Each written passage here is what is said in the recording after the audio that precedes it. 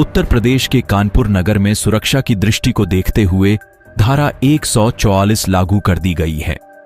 भीड़ भाड़ वाले इलाके में पुलिस ने रूट मार्च करते हुए आम जनमानस को सुरक्षा प्रदान करने का आश्वासन भी दिया है। बनारस में मुस्लिम समाज ने बनारस बंद का ऐलान करने की घोषणा की थी, जिसको देखते हुए प्रदेश के अन्य जिलों के साथ कानपुर में भी हाई अलर्ट घोषित करते हुए धारा 144 लागू कर दी गई है। कानपुर पुलिस द्वारा सुबह से ही परेड चौराहे पर भारी पुलिस बल मौजूद किया गया है और यह भी कहा कि कानपुर में बाहर से आए लोगों पर भी कड़ी नजर रखी जा रही है। साथ ही आम जनता से सड़कों पर भीड़ न लगने की भी गुजारिश की गई है और अगर किसी ने कोई विरोध किया तो उसके खिलाफ कार्रवाई की जाएगी। सर, धारा 144 लागू की गई, क्या कारण था? और देखिए, सामाजिक माध्यमों पर किसी भी तरह की विभ्रांति किसी के द्वारा न फैलाई जाए, इस पर 144 के तहत प्रतिबंधात्मक आदेश दिए गए हैं। साथ ही खुले में डीजल पेट्रोल इत्यादि लेकर के कोई भी कहीं भी नहीं जाएगा, न कोई बिक्री करेगा। इस पर भी 144 का प्रतिबंधात्मक आदेश दिया गया है।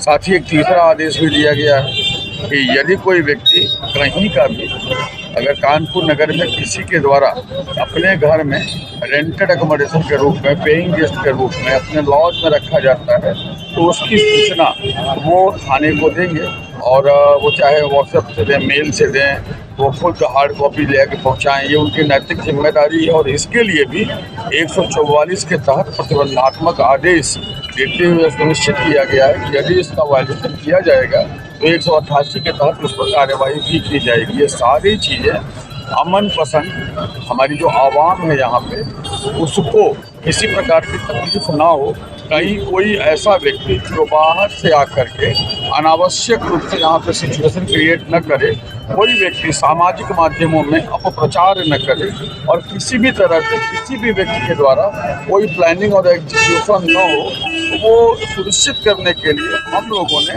144 के तहत 3 प्रतिबंधात्मक आदेश और 1 सामान्य प्रतिबंधात्मक आदेश, 4 आदेश दिए हैं। यह भी हम सुनिश्चित कर रहे हैं कि कई बार ऐसा होता है कि अराजक तत्व, ऐसे तत्व जिनका ऑब्जेक्टिव चीज़ों को बिगाड़ना होता है, उनकी अलग मंशा होती है, ऐसे लोग जो है वो हमारे समाज के भीतर आकर के अमन पसंद आवाम को परेशान करने के उद्देश्य से तमाम चीज़ें कर देते हैं। तो हमने सभी लोगों से बातचीत भी की है। हमारे जो यहाँ पर तमाम विद्वत अलग अलग हमारे धर्मों के जो आचार्य हैं, जो हमारे उनके शहर काजी लोग हैं, जो मौलाना साहब लोग हैं, जो हमारे मस्जिदों के इमाम हैं, मंदिरों के जो पुजारी हैं, मुख्य पुजारी हैं, धर्माचार्य हैं, हमने सभी से बात की है।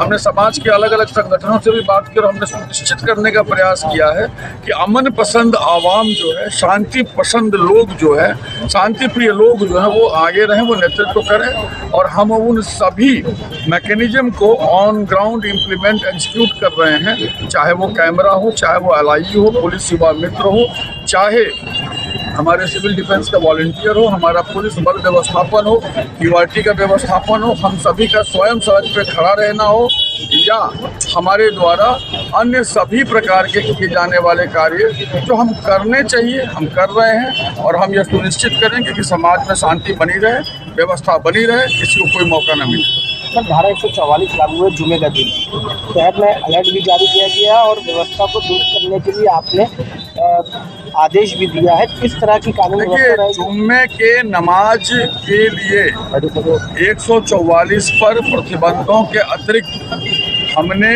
ऑलरेडी एक आदेश दिया है, जिसमें यह हमने सुनिश्चित किया है कि 5 से अधिक व्यक्ति अगर एक साथ जुम्मे की नमाज को पढ़ने के लिए जाते हैं तो वो बिल्कुल जाएंगे। ये हमारी जो है धार्मिक परंपरा है और ये अति पवित्र मान्यता है। यह 144 का प्रतिबंधात्मक निर्देश उस पर लागू नहीं होता, लेकिन 144 के अन्य सभी आदेश उन सभी उपद्रवकारियों पे लागू होते हैं, होंगे और उसके अनुसार कार्यवाही होगी जो व्यवस्था को बिगाड़ने का कार्य करेंगे।